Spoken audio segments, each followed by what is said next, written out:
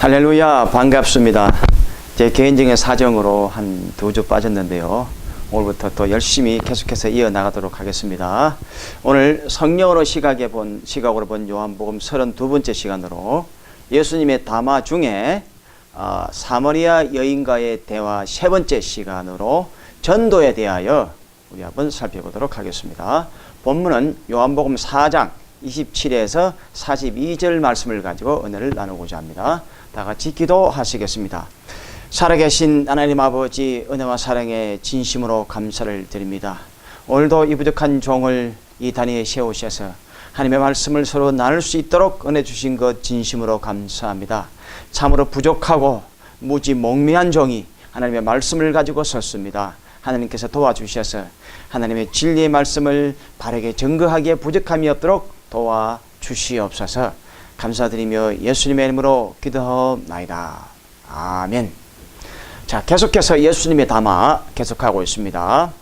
자, 우리 사마리아 여인과의 대화를 통하여서 우리는 생수에 관해서 공부를 했고, 그 다음에 또 우리 지난 시간에 우리 예배에 관해서 우리가 공부를 했죠. 자, 이제 오늘은 이 전도에 대하여 공부를 한번 해보도록 하겠습니다. 자, 우리 지난 시간에 공부했던 바와 같이 생수를 공급하는 수단이 바로 예배였음을 우리는 이미 공부를 했고, 또 사마리아 여인이 예수님을 만나서 대화하고 우리 예수님에 관한 그 진리를 소개받고 결국 그가 바로 그렇게 이스라엘 백성들이 기다려온 메시아라는 사실을 깨닫는 그 순간, 이게 바로 어떤 의식적인 예배는 아니지만 삶 속에서 하나님을 만나고 깨닫는 생활 속에 드리는 진정한 예배의 모습이었음을 제가 이미 말씀드린 바가 있죠. 자, 이제 오늘은 이 예배에 성공했다면, 주님을 만났다면 우리가 어떤 모습으로 변화가 되어져야 될까요?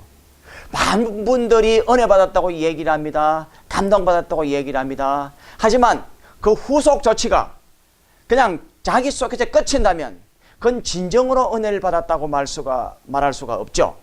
자, 이 여인은 은혜를 받았고 감동을 받았고 예수님을 만났는데, 그 만난 이후에 바로 이 여인은 누가 시킨 것도 아니고 누가 강요한 것도 아닌데 바로 전도자로 돌변하는 모습을 볼 수가 있습니다. 바로 물동이를 버려두고 전도자로 돌변하는 모습을 바라볼 수가 있습니다. 그래서 특히 이 요한복음 4장을 봐보면 여러 가지 신학적인 안목을 제공합니다. 조직신학적인 안목을 제공하고 역사신학적인 안목을 제공하고 예비학을 거쳐서 이제 실천신학의 중요한 분야 중 하나인 전도학의 모습을 우리한테 제공하고 있습니다. 자, 믿는 자가 어떤 모습으로 변화되어야 될지, 믿는 자가 가야 될 최종적인 종착지가 어떤 모습이 되어야 되는지를 우리한테 전도와 선교신학적인 안목을 제공하고 있는 것이 오늘 본문의 말씀입니다. 자, 그렇다면 오늘 이 본문의 말씀을 가지고 하나하나 살펴보도록 하겠습니다. 제일 첫째는 주님을 보내신 이의 뜻을 행하는 것이 양식이다. 자, 우리 주님께서는 오늘 이 본문을 통해서 이 양식의 의미를 우리에게 말씀해 주고 있습니다. 자, 주께서 뭐라고 말씀하시냐 하면, 나의 양식은 나를 보내신 이의 뜻을 행하며 그의 뜻을 온전히 이루는 이것이니라, 이렇게 말씀합니다. 32절에서는 내게는 너희가 알지 못하는 먹을 양식이 있느니라 라는 말씀을 하고 계시죠. 자, 이 양식에 관해서 우리한테 말씀해 주고 있습니다. 양식은 이 헬라 원어 푸드, 음식, 때로는 고기라는 말로도 번역이 되어지는 그런 말인데요.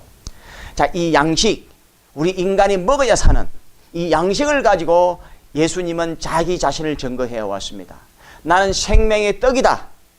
오병이어의 이적을 통해서, 생명의 떡을 통해서 인간이 반드시 먹어야 살고, 또한 살기 위해서 반드시 먹어야 되는 그것을 가지고 우리 예수님을 필수적으로 우리가 이렇게 먹어야 될 양식으로 비유하고 있는데, 오늘은 이 예수님께서 자기 자신이 해야 될 일, 자기에게 주어지는 이 미션을 양식으로 비유하고 있음을 우리가 본문에서 알 수가 있죠.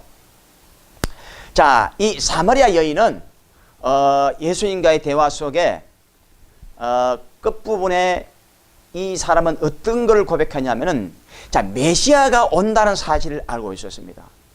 여자가 가로되 메시아 곧 그리스도로 하는 이가 오실 줄을 내가 아노니 그가 오시면 모든 것을 우리에게 구하시리다 라고 하시면서 메시아를 기다려 왔던 자신의 신앙을 우리에게 고백합니다. 메시아에 관해서 나는 모르지 않습니다 라고 자신 있게 얘기를 하고 있었죠. 자, 그 다음에 하신다는 말씀이 그가 오면은 모든 것을 우리에게 설명하시리다 이렇게 얘기를 합니다. 자, 모든 궁금증은 메시아가 풀어줄 것이라고 이 여인은 알고 있었던 거예요. 바로 예수님께서 오셔서 지금 이 예배에 관한 궁금증을 이미 풀어주셨잖아요. 이 산에서 예배하는 것이 옳은지, 예루살렘 성전에서 예배해야 옳은지, 어느 것이 옳은지 우리 예수님께서는 명쾌하게 문제를 풀어주고 있습니다. 예수님의 답은 산도 아니고 예루살렘 성전도 아니고 신령과 진정, 영과 진리로 예배하는 때가 이르는데 하나님은 바로 그러한 예배자를 찾고 계신다. 하나님은 영이시기 때문에 예배하는 자는 반드시 영과 진리로 예배해야 된다는 이 진리를 가르쳐 주시면서 예배에 관한 궁금증을 풀어주셨잖아요. 자, 바로 이 메시아이신 예수께서 나타나셔서 그의 궁금증을 이미 풀어주고 있었음에도 불구하고 이 여인은 아직도 예수님에 관해서 누구인지를 깨닫지 못했는데 우리 예수님께서는 마지막 부분에 정확하게 자기 자신에 대해서 말씀하십니다. 예수께서 이르시되 내게 말하는 내가 그러라.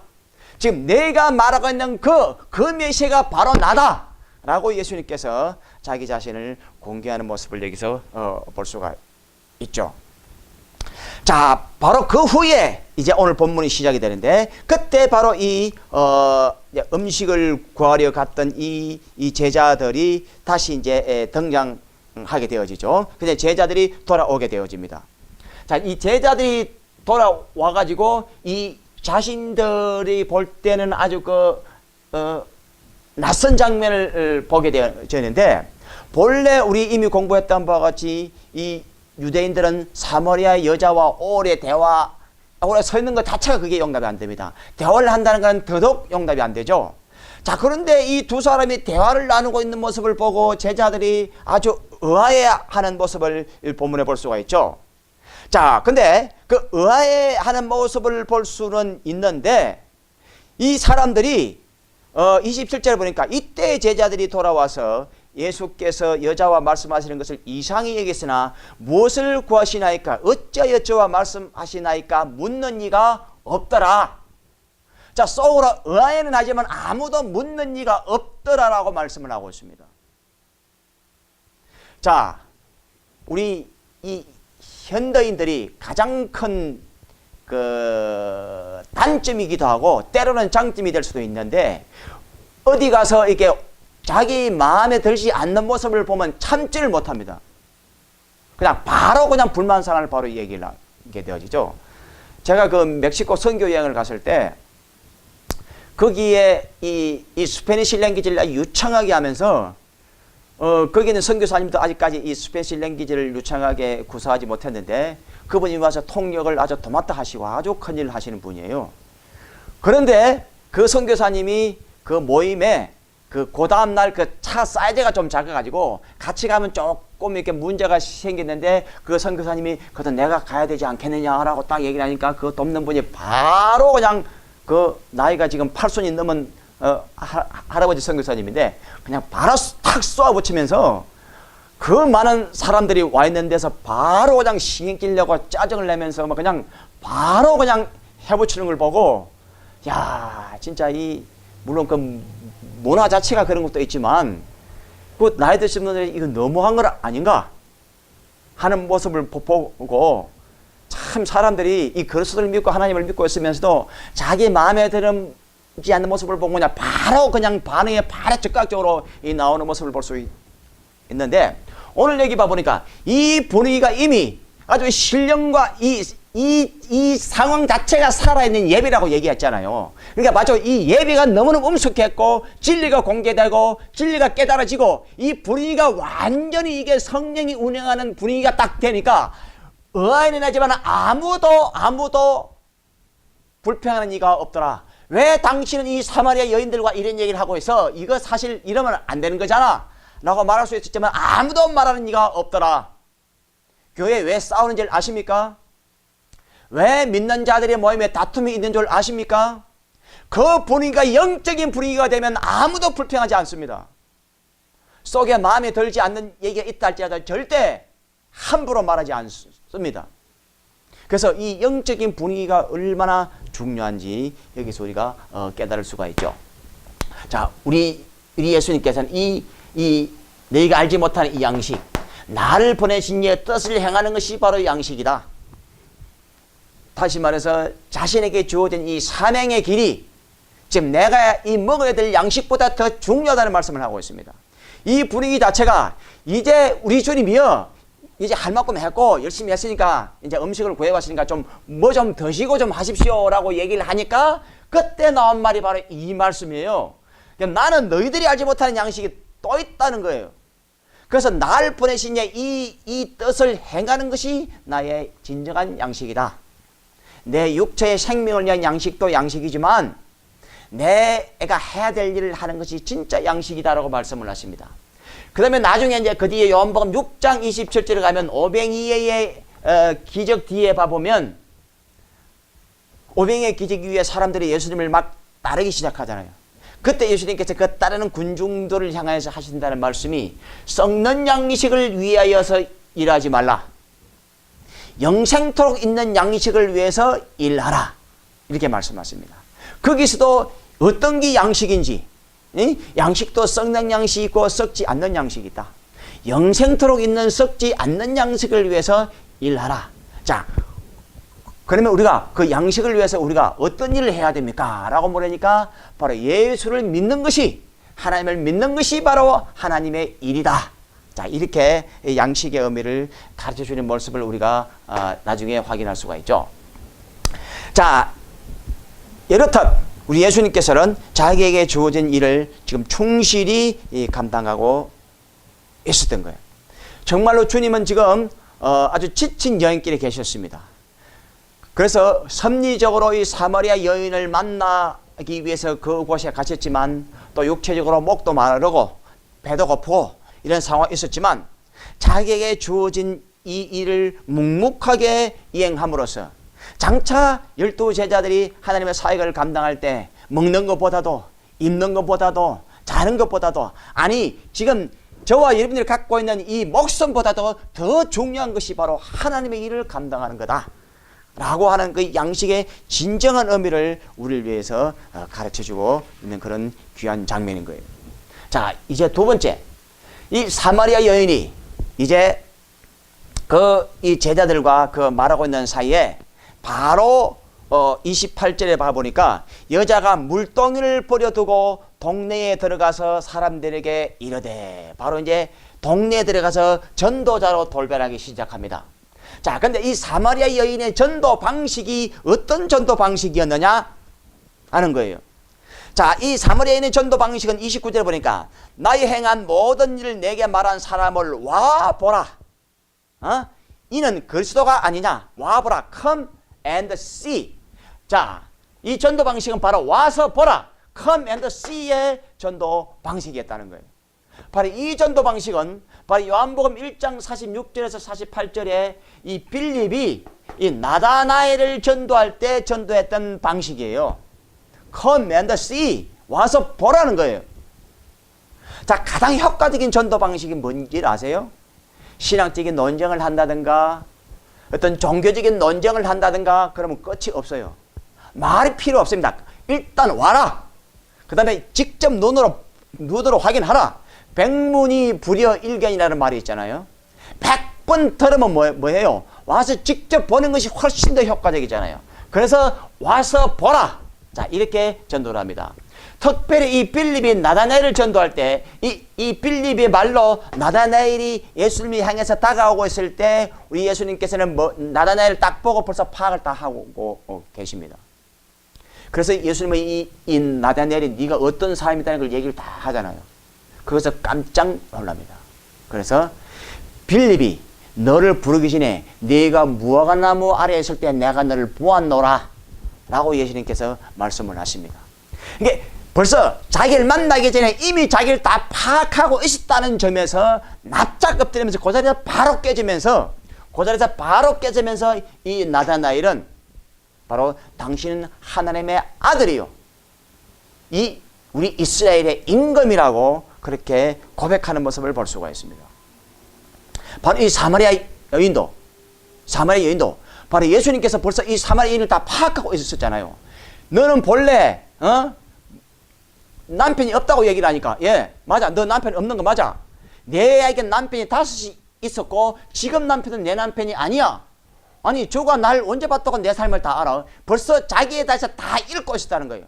바로 이 나다나엘도 자기 자신에 관해서 이미 다 나의 전생에 내가 어떻게 살아왔는가를 우리 예수님께서 이 몰래 카메라를 설치해 갖고 다 알고 있었다는 거예요. 우리 하나님의 이 영적인 몰래 카메라, 우리 24시간 켜져서 우리의 삶을 감시하고 있다는 거, 여러분 다 알고 계셔야 돼요. 다 알고 있었습니다. 나의 삶을 다 알고 있었다는데 그냥 그 자리에서 나다나엘도 깨졌고 사마리아 여인도 당신은 선지자로서이다 라면서 바짝 깨진 것처럼 바로 여기에 이 사마리아인들에게 하는 전도 방식이 또 와서 보라는 말에 이 사람들이 아주 완벽하게 변화되는 모습을 보여 주었다는 겁니다. 자, 여기서 하나 우리가 배울 게 있습니다. 효과적인 전도 방법은 와서 보라는 거예요. 그러면 일단 이 전도자 입장에서 볼 때는 자신 있게 얘기할 뭔가가 있어야 돼요. 자신이 없으면 와서 보라 소리를 못합니다. 뭐 꼼수를 쩐다거나 거짓말을 했다거나 그러면 와서 보라 소리를 못하죠. 그 다음에 자신이 없으면 오라 소리를 못해요. 자신이 없으면 특별히 요즘에 신방이 이제 점점 더 이제 미국에도 이제 신방이 어려운 것이 되어가고 있습니다. 사실은 목사님이 가정에 신방을 가고자 하는 이유는 그 사람의 어떤 그 모든 환경을 알기 위해서 신방을 가는 거예요. 그 사람을 알아야 되는 거니까. 근데 신방을 놓으면은 자신의 삶의 모습이 드러날까봐 신방을 거부합니다. 그럼 자신을 공개하지 않습니다. 그런 상태에서 자신의 삶과 영혼을 제대로 테이크케어 해주길 바라는 것 자체가 잘못된 거죠. 그래서 자신을 드러내려고 하지를 않게 되어지죠. 하지만 자신이 있으면 우리 집에 오십시오. 방을 깨끗하게 해놓고 살면 뭐가 두려워서 뭐가 아쉬워서 우리 집에 오는 걸 반대를 하겠어요. 자, 이렇게 해서 뭔가 보여줄 게 있어야 되는데 오늘날은 이 교회가 보여줄 게 없습니다. 그래서 담임 목사님이 설교를 잘 하시면 우리 목사님 설교 좋다, 설교 들으러 오십시오 라고 자신 있게 얘기할 수 있겠죠. 하지만 내가 들어도 설교가 조금 시원찮은데 어떻게 남한테 와서 들어보라 소리를 하겠어요. 그 다음에 우리 교회 교인이 너무 적어, 아주 창피해. 그렇게 전도의 전체다 못 꺼내요. 왜냐, 우리 교회 오면 사람이 너거정이니까 도망갈 게 뻔하니까. 근데 큰 교회는 뭐 사람 숫자가 많으니까 그 숫자, 그 다음에 그 교회 건물의 웅장함, 그 다음에 각종 이 마이크 시설, 그 다음에 이 오케스트라, 이것이 아주 웅장해. 그 분위기 압도되기 때문에 일단 교회에 대리교만 오면 전도의 효과가 아주 좋죠. 그래서 큰 교회는 전도하기가 쉽죠. 하지만 작은 교회는 보여줄 것도 없고 들려줄 것도 없기 때문에 전도하기 점점 더 힘든 거예요. 그래서 장교 목사님들이, 이 성도들이 그래도 막 자존심을 꺾고 간신히 아이고 두렵고 떨리는 마음으로 이렇게 간신히 전도를 하게 되어지죠. 하지만 이 사마리아 여인은 떳떳하게 와서 보라, 커맨더 C, 와서 보라, 이렇게 전도를 했다는 거예요. 그런데 참으로 안타까운 것은 당시에 이 예수님은 능력도 행하고 권능도 행하고 여러 가지를 행했잖아요.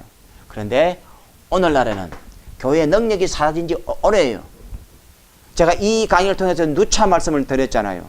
능력을 부인하고 능력의 현재성을 부인하고 어떤 방언이나 이런 고린도 14장의 은사가 사라졌다고 얘기를 하는데 그거 완전히 잘못된 것임을 제가 얘기를 했고, 신학적으로도 그 무엇이 시작이 돼서 누가 뭐를 잘못하게 해서 이것이 한국교회까지 퍼져 이렇게 됐다는 걸 제가 다 공부했습니다.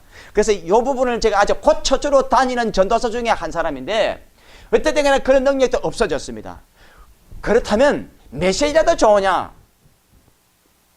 메시지도 좋으냐? 예, 합리적이고 참 듣기 재미있고 듣기 쉬운 그런 감동적인 설교는 많습니다. 그렇지만 하나님을 그래서 예수 그리스도에 가서 진정한 진리를 드러내는 메시지는 많지 않습니다. 다시 말해서 보여줄 것도 없고 들려줄 것도 없는 것이 오늘날의 현실입니다. 거기다가 한국의 TV나 방송 매스컴에서 뭐를 보여주고 뭐를 들려주고 있나요? 우리가 그렇게 존경해왔던 큰 교회, 대형교회 여러 가지 그 목회자님들이 막 뉴스에 나오고 PD수첩에 나오고 막 이런 모습을 보면서 오히려 좋지 못한 소리를 들려주고 보여주고 있는 상황이 되다 보니까 전도의 길에 막혀져 있는 거예요. 이건 너무너무 안타깝습니다.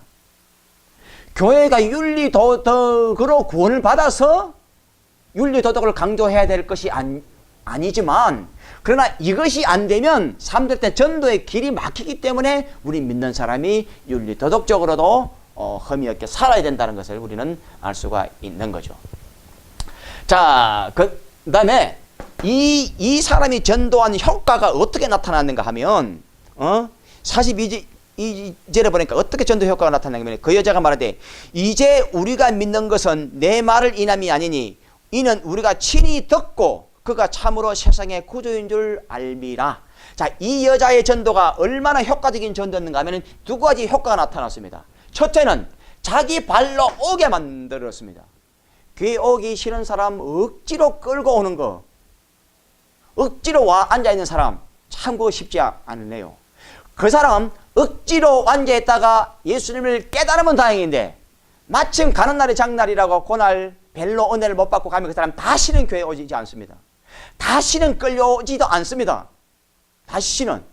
그 나쁜 경험이 그 사람한테 큰 영향을 미친다. 그런데 이 사람의 전도는 커면 듯이 와서 네 발로 걸어오라는 거예요. 이게 자기 발로 걸어오게 만들므로써 자기 자신이 스스로 이 동기부여를 시켜주고 좋은 피드백이 일어날 수 있도록 자발적으로 자기 발로 오게 만들었다는 거예요. 자기 판단에 자기가 온 거예요. 이거 얼마나 좋은 전도 방식이요.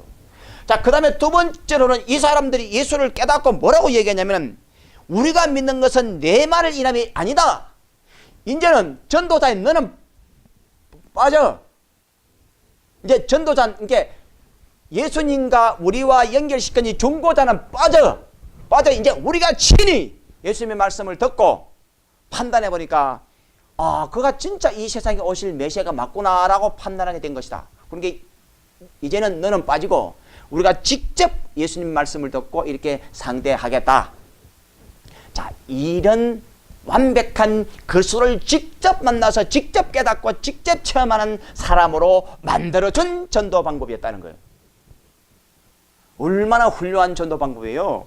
커맨드 C 전도 방식이. 근데 오늘날에는 교회 데리고 왔는데 데리고 온 사람이 끝까지 신경 써야 돼. 근데 데리고 온 사람을 보고 점점 실망하기 시작합니다. 데리고 온 사람이 보니까 나중에 보니까 진짜 크리스찬인 줄 알았는데 교회에서 하는 것과 세상에서 하는 모습이 너무 차이가 나. 아니, 교회에 계시는 분들도 보니까 세상과 교회에서 하는 게 너무 차이가 나. 아니, 이제 조금 신앙생활을 하다 보면 교회 교역자들까지도 세상에서 하는 것과 강단에서 하는 것과 그들의 실제 삶이 너무 차이가 나. 서서히 실망하기 시작하죠. 자, 이런 식으로 그 예수님과 그 사람 사이에 있는 중간에 끼어져 있는 사람들이 잘못해갖고 오히려 믿음을 빼먹게 하는 경우가 있는데, 이 경우에는 그 중간 사람들 다 빼버리고 직접 하나님과의 만나서 체험하고 깨닫게 하는 이런 훌륭한 전도 방법을 구사한 사람이 바로 이 사마리아 여인이었다. 자, 이게 이제 전도의 전형이 되어서 많은 분들이 커맨드 C의 전도 방법을 지금도 사용하고 있는 거죠. 자, 이제 뭐 마지막 번째로 이 여인이 전도자로 이곳에 온 사람이 아닙니다. 이 여자는 물동이를 가지고 물을 기르러 온 거예요, 지금 현재. 이 여인의 삶이 물동이를 갖고 다녔다는 것은 이 여인이 얼마나 기국하게 살았다고 우리 잘 알잖아요. 그리고 이 여인은 그 지역에서도 천대받고 무시받는 사람이었기 때문에 정오 12시 때 물을 기르러 온 거예요. 그때는 날씨가 너무 덥기 때문에 사람들이 오침하는 시간이에요. 물 기르러 오는 시간이 아니에요. 그래서 사람들은 눈총이 들어와서 제일 그 햇빛이 강하게 내려지는 그 시간에 물동을 가지고 물을 기르러 온 거예요. 물론 이 물을 기르러 온 것 속에는 자신의 어떤 육체적인 목마름뿐만 아니라 영적인 목마름까지 그 속에 열망으로 있었던 사람이에요. 그래서 이 야곱의 우물가에 언젠가는 이 야곱의 후손을 통해서 좋은 일이 있을 것이라고 하는 이런 희망과 꿈을 가지고 영적인 꿈까지 가지고도 이곳에 물을 기르러 왔던 사람이었던 거죠. 자, 그래서 이제 메시아를 만났습니다. 메시아를 만나니까 물동이를 버려두고 이제 바로 전도자로 변화된 모습을 우리가 살펴볼 수가 있습니다. 12제자들이 예수님께 부름받을 때 그물을 어떻게 했어요? 그물을 들고 예수님을 따른 것이 아니고 그물을 버려두고 즉시 예수님을 쫓았다는 사실을 우리는 알 수 있습니다. 즉시 그물을 버려두고 이 베드로 요한에게 있어서 그물은 그들의 생계입니다. 그들의 메인 잡이에요. 이것을 버려두고 예수님을 쫓았다는 게 이게 대단합니다. 당시에 뭐 성령을 받았습니까? 뭘 했습니까? 이걸 버려뒀다는 것 자체가 대단한 거예요. 자, 그렇기 때문에 이 사람들은 나중에 시행착오도 하지만 나중에 훌륭한 전도자가 되고 성령을 받고 예수의 증인이 되는 삶이 되고 이제 나중에는 순교까지 감당하는 그런 사람으로 변화된 사실을 우리는 알고 있죠. 그래서 바로 이 자기 자신의 메인 잡이고 자기 자신의 가장 중요한 이 물동이를 버리고 예수를 쫓았다는 것, 이거 얼마나 중요한지 모릅니다. 저와 여러분의 물동이는 무엇일까요? 그것이 물질일까요? 사회적인 명예일까요?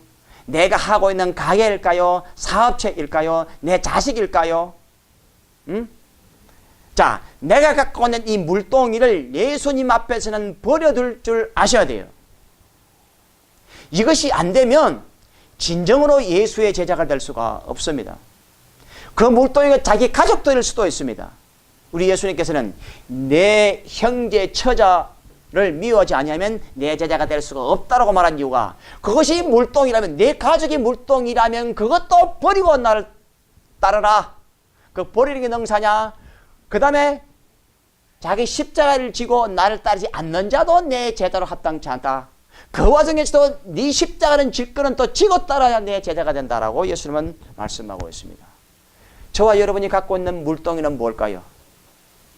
저도 개인적으로 1차적인 물동이를 버린 기억이 있습니다. 대학교에 입학을 해서 아주 어렵게 우리 아버지께서 대학은 무슨 대학이냐, 시골 깡촌에서 무슨 돈이 있어 대학을 가? 라고 말했던 시절에 제가 아버님 등록금 한 번만 딱 대주십시오. 한 번만 더 주면 나머지는 제가 알아서 할게요. 제가 알아서 할 어떤 대책도 없었지만 그냥 아버지를 설득해서 한 번만 딱 대주면 제가 알아서 할게요. 그래서 아버지께서 큰맘 먹고 첫 등록금을 주셔가지고 대학을 갔죠. 자, 그런데 대학 가자마자 1년 뒤에 제가 예수 믿었습니다. 전공을 포기했습니다. 사시나 행시나 고시 공부를 해야 되는데 이것을 과감하게 포기하고 하루 종일 성경만 읽었던 그런 시절을 지금도 기억해 봅니다. 전공을 과감하게 때려치우고 취직 공부를 해야 되는데 과감하게 그것도 때려치우고 오로지 하나님의 말씀만을 읽었던 그 시절이 기억이 납니다. 1차 물동이는 제가 버렸습니다. 그런데 제가 이제 미국에 와서 목사까지 되고 난 다음에 이 먹고 사는 물동이를 아직 제가 버리지 못했습니다. 아직 제가 처자식을 먹여 살리기 위해서 아주 그냥 얼마나 많은 시간을, 아니 그 시간의 대부분을 이 처자식 먹여 살리는데 시간을 할애하고 있습니다. 아직 처자식의 물동이를 제가 아직 버리지를 못하고 있습니다. 참으로 안타까운 마음이 금할 수가 없습니다. 자, 어쨌든 간에 저와 여러분의 그 물동이를 버려야만이 진정한 예수님의 제자가 될 수가 있고 진정한 전도 효과를 낼 수 있다는 사실을 여러분들이 기억을 하셔야 됩니다. 그래서 이 여인을 통해서 이 사마리아 여인분을 잘 보면요, 이 역사신학이 나옵니다. 그래서 사마리아 여인이 왜 유대인들이 사마리아 지역을 싫어하고 무시하게 됐는지를 깨달으려면 저 이 아수르가 북이스라엘을 멸망시키는 역사까지 거슬러 올라갑니다. 그래서 그 모든 시대 배경을 알아야 또 왜 북이스라엘은 그리심산에서 예배를 드렸는가 그 역사를 알아야 이 부분이 이해되기 때문에 이 사마리아 여인 이 부분을 공부하면 역사신학을 공부하지 않으면 이 부분을 이해를 할 수가 없습니다. 또 조직신학, 예수가 누군지, 예? 예수가 누군지, 하나님의 누군지, 이 메시아 사상이 누군지, 뭔지 이런 어떤 조직신학적인 안목이 없으면 이 부분을 이해할 수가 없습니다. 또 그 다음에 예배학, 예배가 뭔지 제가 이미 얘기했잖아요. 신약 성경에 예배에 관해서 말하고 있는 유일한 곳이 바로 이곳이다. 이곳을 깨닫는 데 실패하면 영원히 예배가 뭔지를 못 깨닫게 된다. 이미 얘기했잖아요. 그래서 이 예배학의 안목을 제공합니다. 그 다음에 이 본문은 또 우리 예수님께서 사마리아 여인에게 먼저 접근합니다. 그 다음에 사마리아 여인의 관심사, 물을 떠러왔잖아요. 그럼 물을 떠는 사람한테 내한테 물 한 그릇 달라고 얘기를 합니다.